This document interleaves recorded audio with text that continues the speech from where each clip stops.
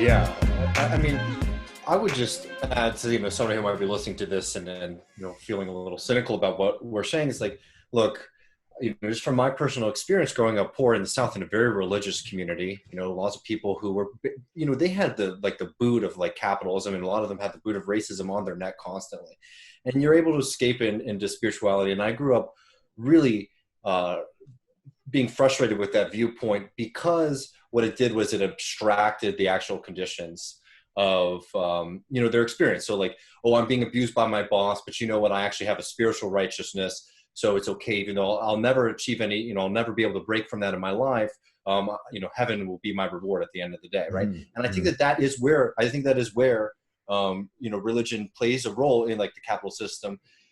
But what Frey Beto says in the quote that she read, I think, is exactly the kind of left-wing analysis that we can get out of like a Christian tradition as well, right? Where he says it's like, you've basically said the poor can have heaven, but we're going to take earth, right? And they were rebelling against that idea. So like, I guess what I'm saying is like, I understand that criticism is something that's very true to me. And I get a little worried sometimes when I hear, too much talk of like reintroducing like a religiosity, because you can see how it could be used, right? But these traditions like very much grapple with it. Cornel West said this very similar thing too when he was on the show. Was about Marx and like his resistance against like religion, because Cornel West is like, look what the church was doing at the time. I think it's like that kind of material analysis that was merged and developed in liberation theology is something that's very powerful. It reminds me of Richard Slotkin, the mythology expert I'm always talking about. He talks about origin stories and compares the sort of Puritan story of creation to the Native American one, which there's different ones, obviously, but one of the main ones he specifies is Native American coming out of the sort of subterranean world or pre-world or whatever and killing a deer and feeding his family, whatever. And the Adam and Eve story is obviously don't go in there, that's private property, pretty much. Yeah, I think that's all, of course, you're both completely right. And I think one of the things that we get from, actually, even really the anti-essentialism work and Adolf Reed's work as an example is that we can start to also realize that these deeper narrative structures that say, like, let's just use this language. Let's just say, base is where the real questions of economic relationship, hierarchy, class dynamics that are pushing the superstructure. Let's just be really crude about it, right? And say that relationship is totally linear and superstructure, whether it's, culture, law, religion, whatever, is purely a manifestation of that. I think we all know that, those dynamics are a little bit more permeable, but let's just say that. We can see that, the superstructure will push out many different kinds of narratives to justify the exact kind of hierarchies that David's talking about. And a lot of them have been religious. But in today's world, they might be scientific. Look at one of the most ugly books of the last couple of decades, right? Quote unquote scientific. The bell curve, right? That one of the most ugly, this racist tract, this justification of a class hierarchy appealing to like America's obsession with, quantifying unquantifiable things, right? But you can see, like, in a very broad sense, that these are all serving different functions for different classes at different times. Mm-hmm. And I think, where I like to go generally is just, certainly I do have real sympathy for spirituality, obviously.